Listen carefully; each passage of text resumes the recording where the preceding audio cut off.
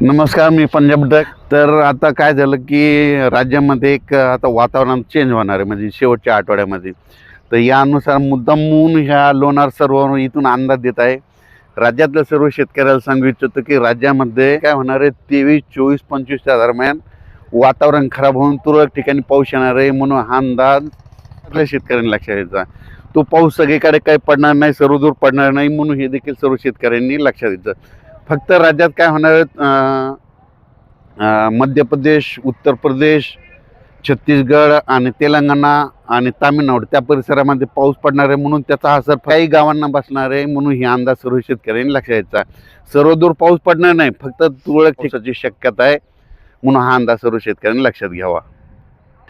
तर ज्यांच्याकडे हरभरा काढणी चालू आहे, तूर काढणी चालू आहे, तुम्ही काय करा, 22 तारखेपर्यंत 20,000 शेतकऱ्यांनी हा अंदाज लक्षात घ्यायचा आणि तुम्ही तुमचं तुरीचं हरभऱ्याचं नियोजन करायचं.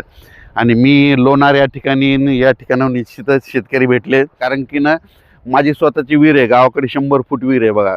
तर त्या विहिरीला आत्तापर्यंत 1984ला जितकं पाणी होतं ते ह्या वर्षी आलं आहे. आणि आता 3 वर्ष जर दुष्काळ पडला तरी आमच्या विहिरीचं पाणी कमी होणार नाही, म्हणजे त्याच्यावर अनुभव आहे. कारण की ना तर तसंच हे जे जुने प्रवाहाचे धबधबे आहेत ते सुरू झाले, जुने झरे सुरू झाल्यामुळे याच्यातलं पाणी वाढलेलं आहे. हे सगळ्यात महत्त्वाचं माझा तरी अंदाज आहे. मी याच्यावर अभ्यास केला. पाणी वाढण्याचं असं हे सगळ्यात महत्त्वाचं कारण आहे की जे, आणि त्या देखील तिथं गोमुख आहे. तिथलं सुद्धा त्याचा म्हणजे त्यावेळेस बघितलं होतं, उन्हाळ्यामध्ये तिची धार होती जी छोटी होती, आता खूप मोठी धार चालू आहे. तर त्याच्यामुळे हे देखील कारण आहे पाणी वाढण्याचं.